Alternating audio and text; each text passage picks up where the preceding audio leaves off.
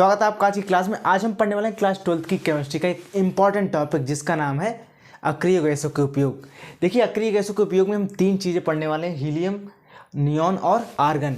ये तीन चीज़ें इतनी इम्पॉर्टेंट हैं कि आपके 4 नंबर पक्के करा के जाएंगे। 2 चीज़ें पूछेगा, हीलियम पूछ लेगा, आर्गन पूछ लेगा, या फिर हीलियम नियॉन पूछ लेगा, फिर नियॉन आर्गन पूछ लेगा। इन तीनों में से 2 तो आपके एग्जाम में पक्के हैं। तो चलिए आज क्लास शुरू करते हैं। सबसे पहले हीलियम के उपयोग। हीलियम का उपयोग देखो, हीलियम होती कैसी है। हीलियम जो वजन होता है हीलियम का बहुत हल्का होता है। कैसा वजन होता है? बहुत ही हल्का होता है। इसलिए हीलियम का उपयोग आपने सुना होगा कि जो गुब्बारे में भरने के लिए करते हैं। और दूसरा वो जो है वायुयान के टायरों में, वायुयान के टायरों में इसलिए भरते हैं क्योंकि हीलियम बहुत हल्की होती है तो ज़्यादा वजन ना बढ़े।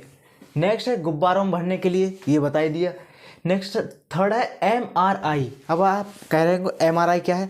देखिए, आपने MRI अस्पतालों में इसका नाम बहुत सुना होगा। आपके साथ आस पड़ोस मोहल्ले में किसी ना किसी के मुंह से आपने MRI सुना होगा, या फिर आपने खुद ही कहीं ना कहीं पढ़ लिया होगा। बड़े बड़े होर्डिंग टाइप लगे होते हैं, डॉक्टरों के आगे MRI कराएं, इस तरीके से। नेक्स्ट है कैंसर रोग में, कैंसर रोग का पता लगाने के लिए और हृदय रोग का भी पता लगाने के लिए हीलियम का उपयोग होता है। ये रहे 5 यूज़ ऑफ हीलियम। इम्पॉर्टेंट है, आप जरूर करके जाइए। नेक्स्ट आता है नियॉन के उपयोग। देखो, नेक्स्ट आता है नियॉन। नियॉन का एक क्वालिटी होती है कि इसमें कोहरे को भेदने की क्षमता होती है। कोहरे को क्या भेदेगी? जैसे ठंडों में जो कोहरा होता है उसे भेज सकती है। एक इसका यूज़ होता है, जैसे ट्रेनें हैं उनकी हेडलाइटों में नियॉन गैस भरी जाती है, क्योंकि नियॉन में कोहरे को भेजने की क्षमता होती है। इसलिए जो ट्रेन की हेडलाइटें बहुत दूर तक देख पाती, मतलब बहुत दूर तक लाइट मार पाती हैं, जिससे बहुत दूर तक का दिख जाए। Next neon light, neon lamp और लेज़र, जो लेज़र लाइटें होती हैं उसमें भी नियॉन का यूज़ होता है। नेक्स्ट थर्ड है टेलीविज़न ट्यूब में। टेलीविज़न ट्यूब, जैसे आपने पिक्चर ट्यूब सुनी होगी, इतनी बड़ी टीवी आती थी उसके अंदर होती थी, उस टेलीविज़न ट्यूब में भी नियॉन का यूज़ किया जाता है, उपयोग किया जाता है। फिर नेक्स्ट आता है आर्गन। आर्गन ये भी बहुत इंपॉर्टेंट है। आर्गन का यूज़ आपने सुना ही होगा, बल्ब में भरने के लिए होता है। वो 10 रुपये वाला बल्ब आता है, पीला, पुराने ज़माने वाला।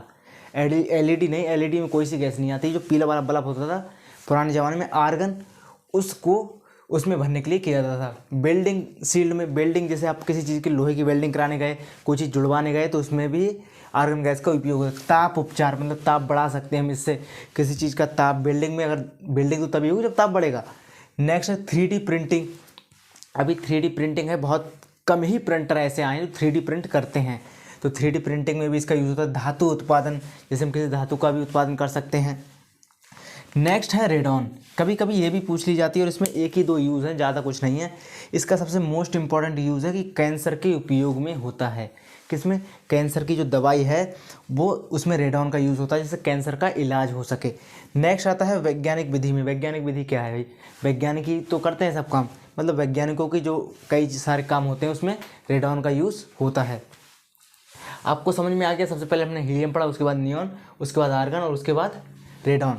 तो चलिए आज क्लास यहीं पर ख़त्म करते हैं। चैनल पर नए सब्सक्राइब कर लेना और वीडियो को लाइक कर देना। तो मिलते हैं अगली क्लास में, तब तक के लिए जय हिंद, जय भारत।